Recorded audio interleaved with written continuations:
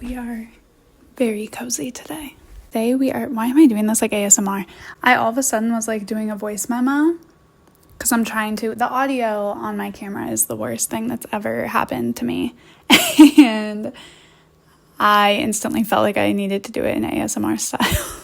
Grab a drink, whatever, or don't. Grab some water, hang out with me while I talk about everything I watched in January. So I watched, I think, 13 movies in January.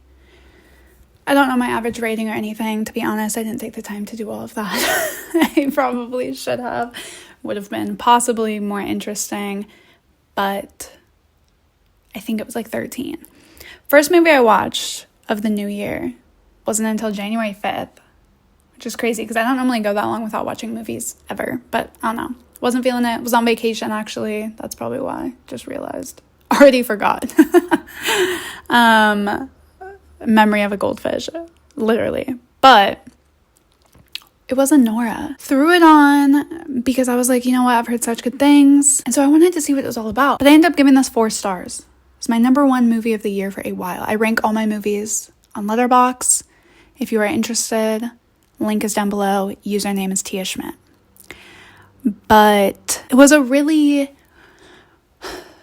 raw, I think Mikey did such a good job in this role. It's so funny because she's such an amazing, brilliant actor, because you watch her interviews, like even I just recently watched her like actor on actor with Pamela Anderson, and she's so like, she speaks with such elegance, and like she speaks so softly and just so like this, you know what I mean? Like she speaks so, it's almost like ASMR. And then in this role she's like, your son's a fucking pussy. And it's like, what? Like, where did that come from? Like, because it's so different from who she is that it's not even like, it just shows the talent that she has to be able to really like pull that out. And so it was just fantastic because of her. Honestly, I think the movie wouldn't be the same if they had cast somebody else. I think she made the movie, because it very easily could have been boring. It very easily could have gone off the rails and not been a great movie, just to be completely honest. But I think because of her performance, it was so uncut, felt so raw, and all of that. It was just such a beautiful, intense and layered film in ways that I didn't even expect going into it. So was really happy to kick my year off with that one, to be completely honest. Then a big goal of mine for 2025 is to finish series franchises that I'm in the middle of. I started trying to actually track. I have a list on my Letterboxd that's like franchises I'm in the middle of, and a lot of them, at first I just put everything I even wanted to watch on there, and then I got rid of them and tried to make it now just things that I'm really like in the middle of or something. And there's still so many. I feel like I don't finish franchises. There's obviously the select few franchises that I'm obsessed with. We'll watch the movies right when they come out, no questions asked.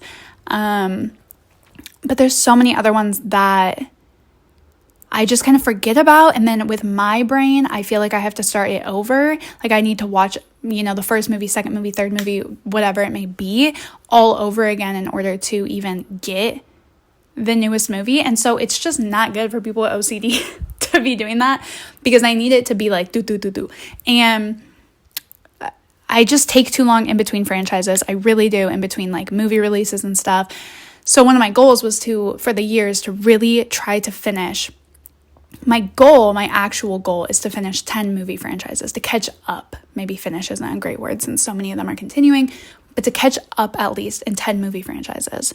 A lot of those are finished too, so it would be quite, satisfying to just completely finish the franchise. Like, I think I watched like even Godfather 1 and 2 years ago, and I have yet to watch the third one, which I know people say the third one isn't the best, but it's still, I've heard, an amazing movie. But now I feel so disconnected from those characters that it's like, with the way that my brain works, I'm like, I feel like I need to watch the first and second movie all over again. And so then it's just, you know what I mean? So even older movies and stuff, like older movie franchises that I'm just not even caught up in. It's just frustrating. I don't like it. So anyways, segue, enter here.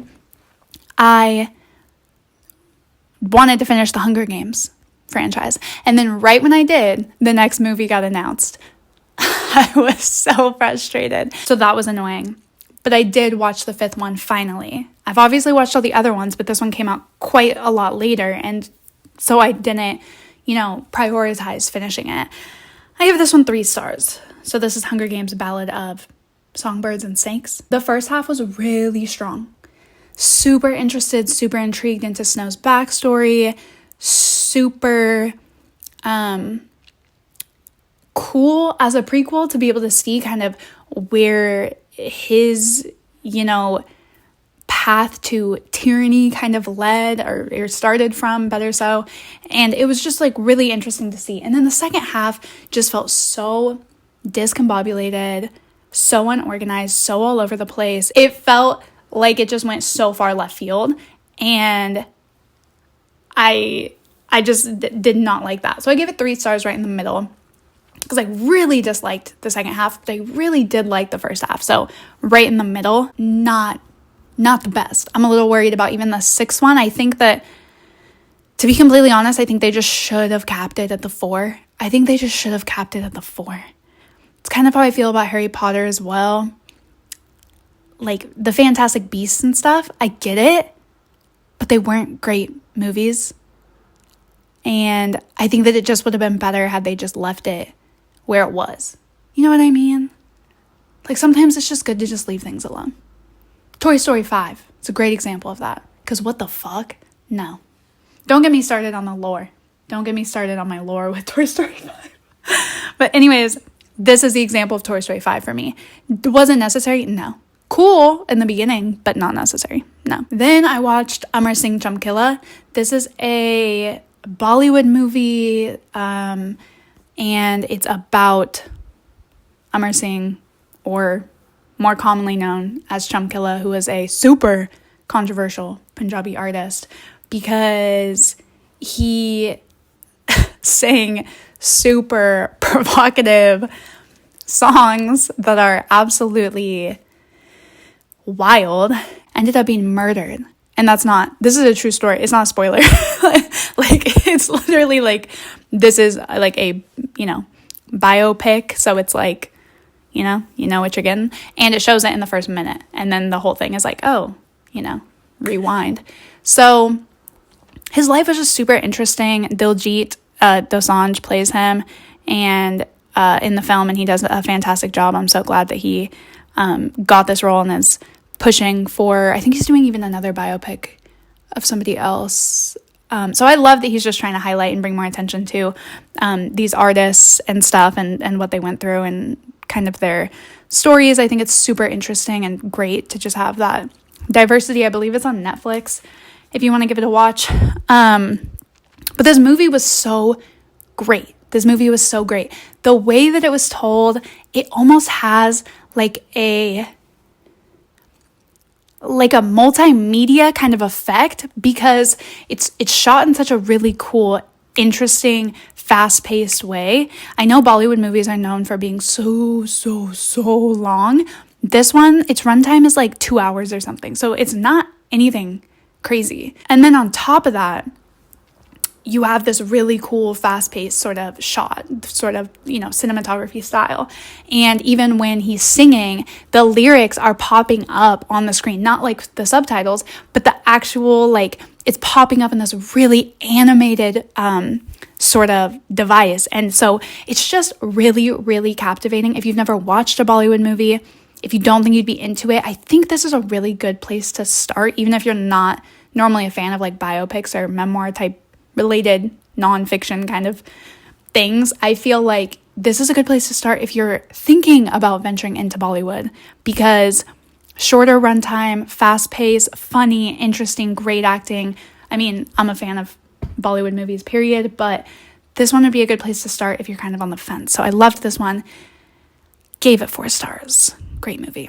Then on my birthday, I wanted to cry. I love crying. I love sad movies. I'm always looking up, like on Reddit or Letterboxd, movies that'll make you cry. I just love it. There's something about feeling something from the film medium that does it for me. So on my birthday, which was on the 7th, I wanted to watch We Live in Time. Now I did cry. It was like a tear though. I kind of wanted a sob sesh. I was feeling it. Raise your hand if you don't cry on your birthday. Exactly, no hands up. Everybody cries on their birthday. It's a known fact, okay? It's a known fact. And I cry every birthday. But I wanted a reason this time.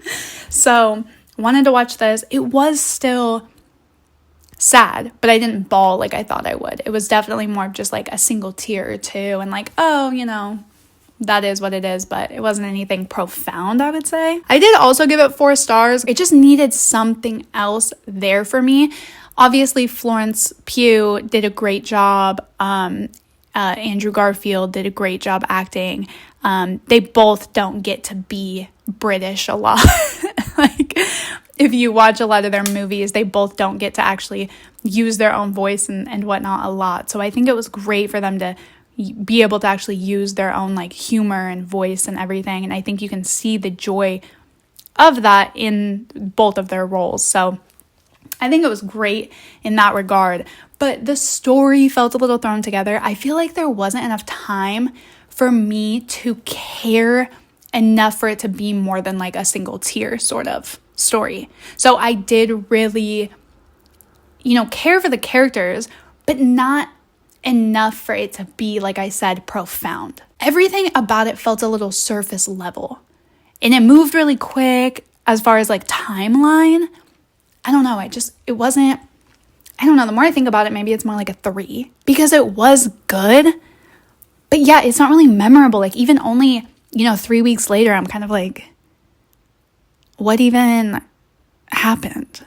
Like I remember the overarching, whatever the fuck, plot.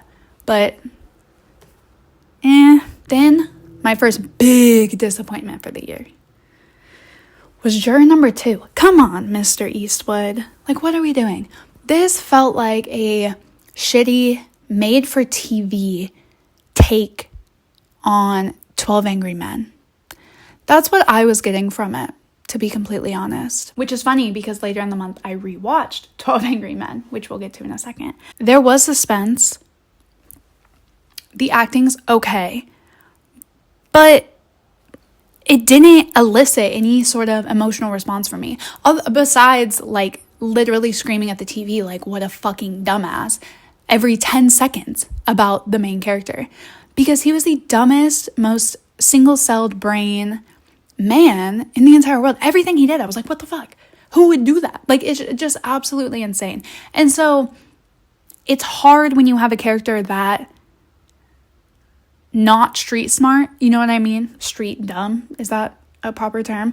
It's hard in that situation because it's like the movie almost becomes more of a comedy, unfortunately, because it's like, what are you doing? This is ridiculous. Grow up. Learn a street skill, So it really pulled me out of the story because the whole time I was like kind of cracking up, just like, what the fuck? It really, like I said, there was suspense, there was some mystery, but the story kind of gives itself away, and I don't like mystery thrillers like that. I love being surprised. I love a twist. Holy shit, I love a twist. I don't care how like cheesy or whatever, but if you can catch me off guard, I'm here for it. And so in this one, there weren't really any twists, and so that kind of made me, personally, that I couldn't figure out. So I just kind of lose interest in mysteries and thrillers when that happens. And obviously predictability isn't everything in a book, in a movie, anything like that. But for me, if I'm going to watch a mystery or thriller or suspense sort of story, I'd like there to be a little puzzle for me to figure out. And this one just didn't really have that, to be honest. Then I'm going to get hate from the film bros on this one for sure. This one and one other one for sure. Y'all are canceling me, writing me off. But I finally watched Dr. Strangelove, or How I Learned to Stop Worrying and Love the Bomb by Stanley Kubrick. And I gave this 3 stars. Ooh, I can feel it. My letterboxd review literally is just a quote that says, "Gentlemen, you can't fight in here. This is the war room," which is hilarious to me. Like, it was a good movie. Don't get me wrong. It was a good movie. It was creative for its time. It was, a lot of metaphor, allegory in there, a lot going on that you could really dive into. But I found it cheeky, I found it clever, but ultimately it just wasn't, like, I don't get why it's renowned. I don't want to rate a movie high just because I feel like I should. I think a lot of people do that on Letterboxd, and I think it's ruining the integrity of opinions, like the integrity of a diversity of viewpoint, because it's okay to, like, not get something or not like something. And honestly, I just didn't love it. I liked it, and that's why it's a 3. 3 is not a bad rating. 1 is, 2 is. But 3 is not a bad rating. I liked it. I just wouldn't watch it again. It's not one I'm going to highly recommend. And I was really disappointed. I've had this one on my radar. It's one of my dad's favorites. So I've had this one on my radar for a very long time, essentially my entire life. Finally watched it and just was disappointed in a way. So yeah, I know, but that's my opinion. And moving on. Wicked. We have to talk about it. I watched with trepidation. I was really, really sick. Middle of the month. Got diagnosed with endometriosis. So I wasn't sick. I just was, like, begging God to take me as his next soldier. Because anyways, whatever. Women, right? Women. Whew. The things we go through. So anyways, so I was literally, like, keeling on the floor, and I was like, I need to put something on that's going to be distracting. I need to be distracted right now. And I wasn't in the mood for anything serious. I wasn't in the mood. So I was like, you know what? I'm going to throw on Wicked. Now, hand the Bible. I've been talking shit about this movie. I've been talking shit about this movie on my life. Before it came out, you can ask anybody in my life, musical theater kid, and I was like, this movie, the choices, based on the trailer, everything, absolutely not. Absolutely not. I wasn't here for it. No. In fact, I was miles away. I wasn't even in the realm for it. Boy, did I fuck around and find out, because I put that shit on because I was like, okay, it's a pretty long movie. Let me just lay on the couch, heat pad, pain meds, and literally just zone it. Not pain meds, like NSAIDs. Makes it sound like I was fucking popping oxy or something. No. But just zone it and just distract myself with something cheeky, funny. I thought it was going to be, like, cringy. And so I was like, whatever, either way, distracting, right? Love a musical. So I was like, let's get into it. Captivated.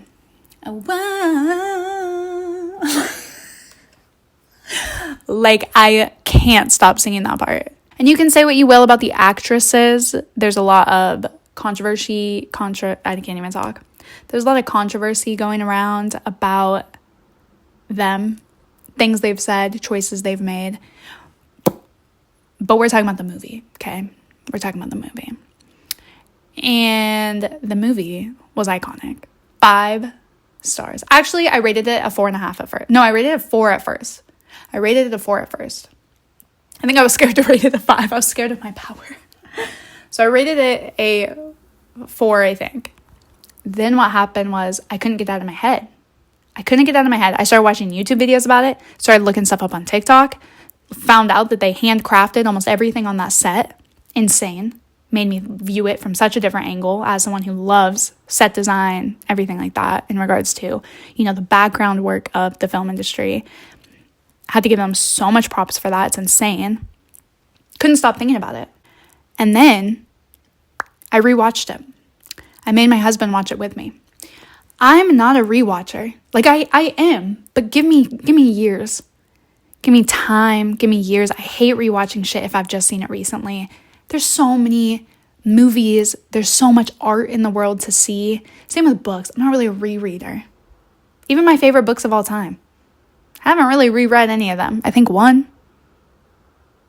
there's been one that I've ever reread. So it's like, I don't really revisit. Okay. And within a week, I rewatched this movie. A week. I don't think that the gravity of what that means, See, I can't stop. But seriously, I don't think that the seriousness of that occurrence is getting translated well, but me wanting to rewatch a movie in a week, a 2.5 hour long movie, is unheard of. But I wanted to. I told my husband he had to watch it because he was also like, what the fuck, No. He also was like, that was way better than I thought it was going to be. Exactly. Put your money where your mouth is, and found out the wrong way. Lost my money because it was stunning. It was beautiful. Bumped my rating up to I think 4.5. Did I give it a 4.5 now, or is it at a 5 now? I put it at a 5. At the rewatch, I did a 5 because if I can't get it out of my head, like that means something, right? And this whole time, couldn't get it out of my head, couldn't stop thinking about it, all these things. So it's like, it deserves a 5. It deserves a 5, okay? Challengers. Ooh, y'all are gonna hate me for this. 3 stars. A lot of people are upset, feel like it got snubbed at the Oscars that are coming up. I will agree in the regard of the music. I think it should have got a music nomination at least, because the music was, oh my god, it was impactful, unique, really added to the story. And so that's really beautiful. That's what's stunning about music. It's what's stunning about looking at film as all these different processes coming together. Challengers is one of those ones where I didn't enjoy the story, but like at all, to be completely honest, but the music was absolutely stunning. And a lot of the visuals, especially near the end, were so much more creative than I anticipated. But I don't know, I just wasn't a fan of the story, and that's the hard part. I wasn't a fan of the characters. I found no one to root for in the movie. And I saw this movie on a lot of good for her lists. I did not like Zendaya's character at all. Good for who? No. She was a terrible person. She was cruel and selfish and mean in ways that I can't even express. Like, terrible, terrible person. So good for her. Like, what the fuck? Of course, just like Call Me By Your Name, it is a very sexually powered film. I think that's why a lot of people liked it. Like, it made tennis sexy. What?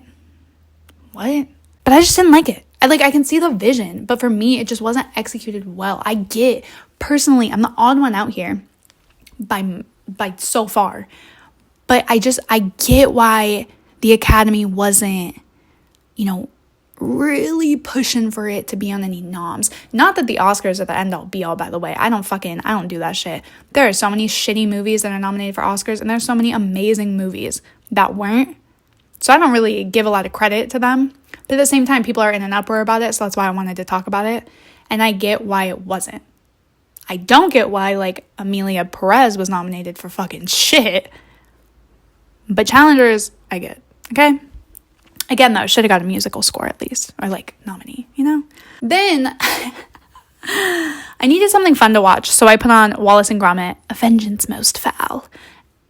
3.5 stars, babes. You know what? In a world of overly processed, computer-generated animation that's starting to look worse than when we did, when it originally started, tell me why I feel like CGI is getting worse. Going back to a motion, stop motion animation was like a breath of fresh fucking air. Straight talent. Not that people who use generated content or what have you aren't talented, but stop motion, it just takes a different kind of creativity, and I think that sort of creativity isn't valued and honored the way that it needs to be in the society that we're in right now at all. And so I was really happy to see that. I was really happy to see just kind of a throw. It's been a long time since I've seen stop motion, and I know it's still around, but it doesn't get a lot of, like I said, heightened awareness surrounding it or anything. So it was really, really comforting. It wasn't, like I said, 3.5 stars. It wasn't the best thing I've ever seen. The storyline was a little been there, done that, kind of typical Wallace and Gromit, not really anything new. But it was funny. There were moments where I laughed out loud or chuckled. And so it's good for what it was. You know what I mean? This is the other one I was talking about that the film bros are going to kill me for. Finally watched The Big Lebowski, another one of my dad's favorites. My letterboxd review was literally, my dad's going to kill me for this rating, for real. And then he commented, what the fuck? So 3 stars for The Big Lebowski. I think it was great. But I think that sort of 90s stoner has a time and a place, and then has a certain audience that really likes it. Then I had my rewatch of 12 Angry Men. 4.5 stars. Love 12 Angry Men. Finally got my husband to watch it. I was so excited because I thought I was finally getting to him. Because I was like, I think you'd really like this. He doesn't like older movies, doesn't really do black and white. He just gets like bored easily. He's more of like an action thriller movie kind of guy. I love a long, good prose. So anyways, so I was like, I've been telling him, like, I think you'd like it. It's not boring. Like, it's funny. It's interesting. It discusses so much about prejudice and society. And there's so much to it. It's such a layered film, but it's really told in a way that's super accessible and really interesting. Like, it's not boring at all. So it's his birthday. It was his birthday on the 23rd. We always pick a movie to watch on our birthdays. And he picked 12 Angry Men. And I was like, oh, is this because... And he's like, oh, yeah, I saw somebody talking about it on Instagram.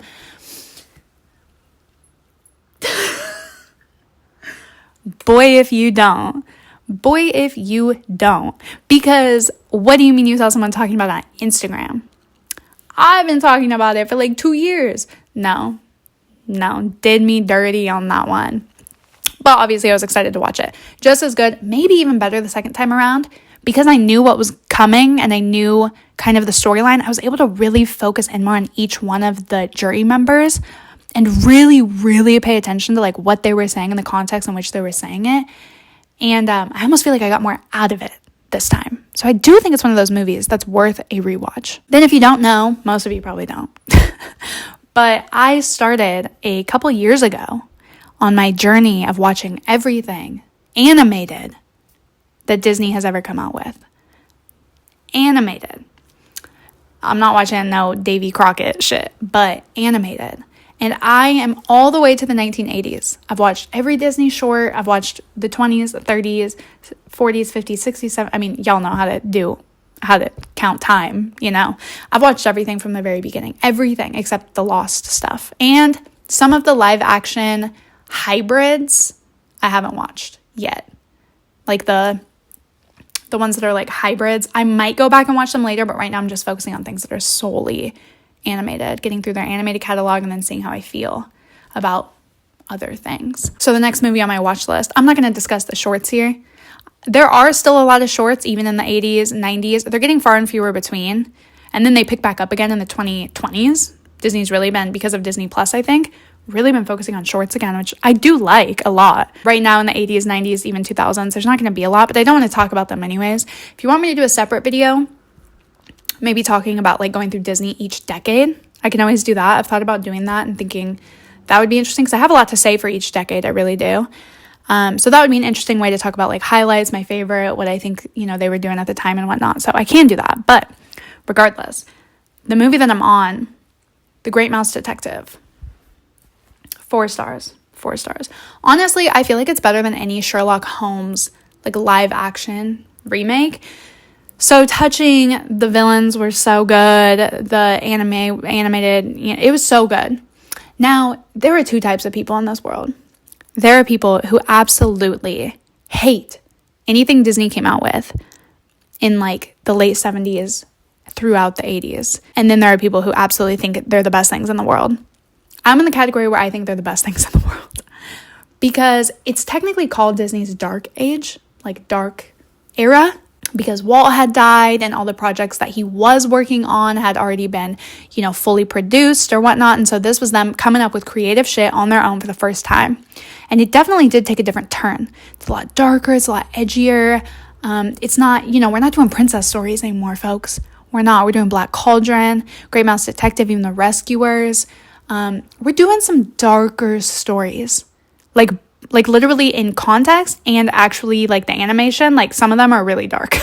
Like sometimes you can't, like The Rescuers, you can barely see that movie, to be honest. You got to turn your TV brightness up to get a good view. But I stand by them tenfold. I love this era of Disney. I think they were trying to do something different. I think they were, you know, really pushing the line of what was like acceptable or kind of what Disney could do. I think they were experimenting. I think that I have to respect them for this time because all these stories, yes, they're more heartbreaking. Yes, they're a little more scary, but like, you know what? Fuck it. Like they were doing something different. You have to give them credit for that.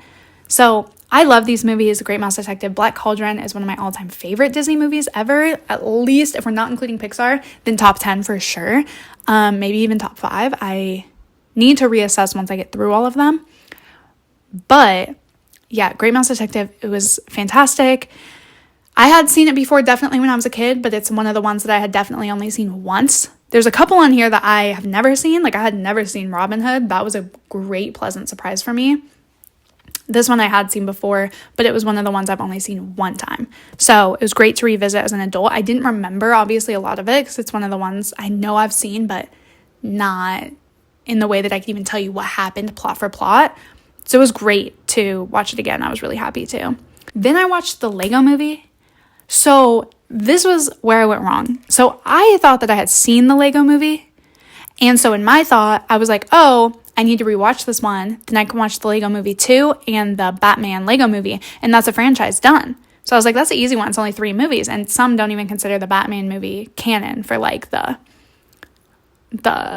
it is canon, but like they technically just consider the Lego Movie like a duology. And then the Batman one's kind of extra. I would always consider it still a part of like the franchise.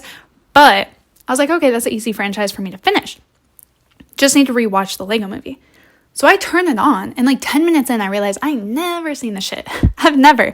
So now I've started a franchise that I really wasn't super interested in, to be completely honest. I started one thinking I was already in the middle of it, and now it's like I want to finish it because I have completionist issues, and even if I don't fully love something, I feel like I need to finish it because that's just OCD for you, folks. So I accidentally started a franchise thinking I had already seen it. I gave this movie 3 stars. I loved the animation. Everything actually being Legos. It was so creative. I'm sure it took so much thought, like insane creative execution. But the story just felt like I took meth. Like it was literally like I was on acid and meth and it was all over the place. It felt like it was made for iPad kids. I'm sure it was because it was 2014. Made for iPad kids. It just felt so overstimulating. And I just personally didn't vibe with it. Like I didn't like it ultimately that reason. I love animated movies too. So it's not like I'm not used to watching things for kids or, intended audience for kids. But this was so intense and not in a good way. Next, A Real Pain. Wow, was this a pleasant one. So ultimately, this wasn't even on my watch list. Like, I did want to watch it at some point, but it wasn't high priority. It was like, if it's ever on, I'll give it a view. But it wasn't one where I was like, oh, I want to watch this right away. Then I was kind of in a funk. I didn't know what to watch. I had been seeing some good reviews for this. So I was like, you know what? It's short, which nowadays it's hard to find a movie under or around 90 minutes, which I think is a good amount of time for a movie. I don't think there's any reason that a lot of certain genres should ever be over an hour and a half. I think we're getting a little crazy with it. And I had been seeing some good things about like how it's really funny and it's really moving. And I was kind of in a funk. So I was like, you know what? Maybe I need something a little sad, or maybe I need something a little more touching, a little more heart-wrenching. So I was like, you know what? It can't hurt. Let's just toss it on. I loved this movie. This was a 4-star for me. This was a very pleasant surprise. I felt like the 2 characters were literally my 2 personalities because what's his name? Jesse Eisenberg. His character literally has OCD. He's very socially awkward. He's kind of just playing himself, to be honest. Very socially awkward, very gets really anxious and stuff. That's very much me. And then Kieran Culkin is just like this really depressed eccentric. And so he's very, very in his head, very insecure, very depressed, but he's so out there and he's so extroverted and he's so talkative and he's so like wants to chat with everybody and hang out with everybody. And it's really this like guise for just trying to cover up his sadness. And there were some beautiful, beautiful quotes in this film. Something that Jesse Eisenberg said that both my husband and I looked at each other and we were like, oh, wow. He said, my pain is so unremarkable that I don't feel the need to burden anybody else with it. And I think that's really, really an interesting way to look at things. I think that obviously human connection, we have this desire to really connect with people and share our happiness and our sorrow and really let people in and whatnot. But as far as like pain goes and putting your pain on other people is something I've experienced growing up and whatnot a lot. And I think that everyone has so much pain and everyone's been through so much. And so to just be like, you know what, my pain, it's just so unremarkable. I don't need to put it on anybody. That's just such almost like a touching way to look at your pain. It's such a beautiful way to be like, my pain, as much as in my head you can be like, oh my God, you know, my life sucks. I've been through this. In the scheme of human nature and what every other person has gone through as well, it's just like, it is what it is. You know what I mean? And that's such a kind of a stoic way to look at it, but at the same time, it's something that I really appreciate because it's just like, this is life. And that's the beauty of life, is there's so many ups and there's so many downs, and it's just terrible things happen to people and amazing things happen to people. And there are obviously levels to it, to pain. But I thought that was really empowering because it's like the opposite of being like, oh, pity me, woe is me. It's like, I'm admitting that I have pain, I've been through things, but I just find it so unremarkable. I don't need to put it on anybody else. And that kind of takes its power away. And I just found that so touching. So that line was just an absolute fucking banger. And I loved it. I think I'll remember it forever. I think it's such a beautiful way to look at pain and grieving and loss and trauma and anything that you've been through. I think that just, obviously, like I said, there's levels to it, but just so, I don't know. I really, really took that like to heart a lot. So I found that so beautiful, so interesting. But this movie itself it's just so touching, really, really heart-wrenching, and just a beautiful piece of art, honestly. Yeah, I can't recommend this one enough. I felt like it was my two personalities colliding, and I was in a funk. That honestly got me out of it. It was hilarious. I was cracking up. It was beautiful. Just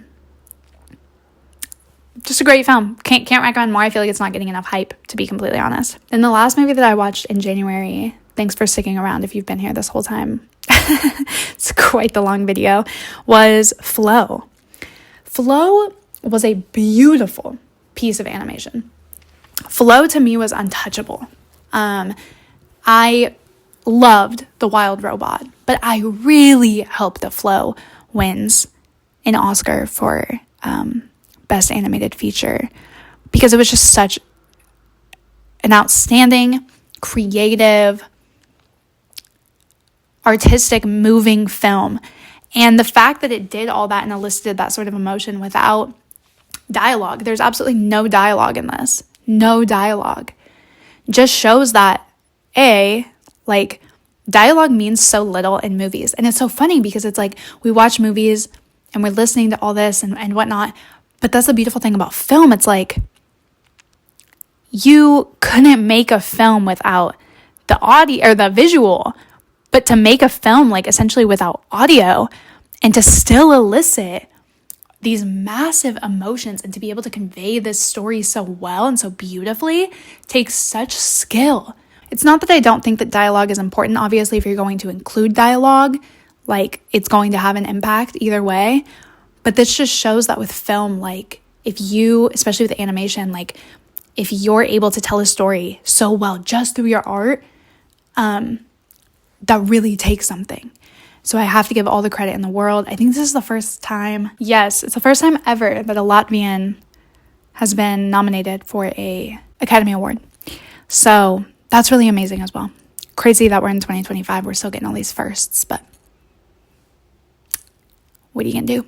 It was really transcendent. It was really transcendent. The whole time I had questions.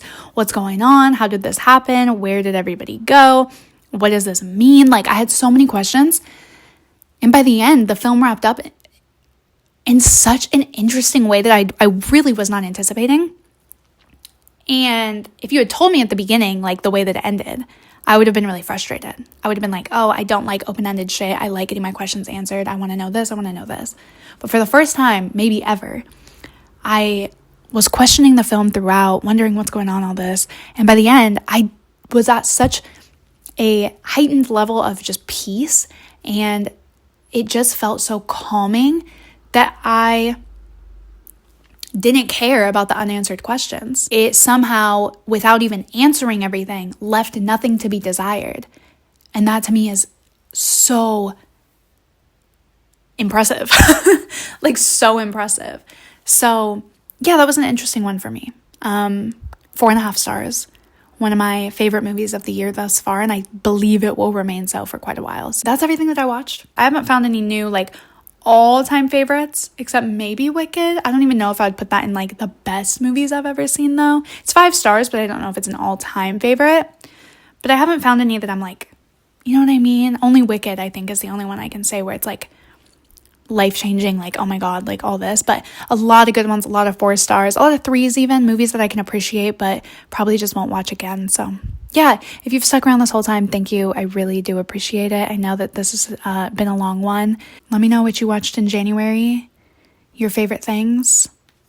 Give me some recs, sad movies, life-changing movies, funny movies. I don't know. Let me know your thoughts on anything I said. And yeah, I will see you guys in the next video. Hope you enjoyed this one.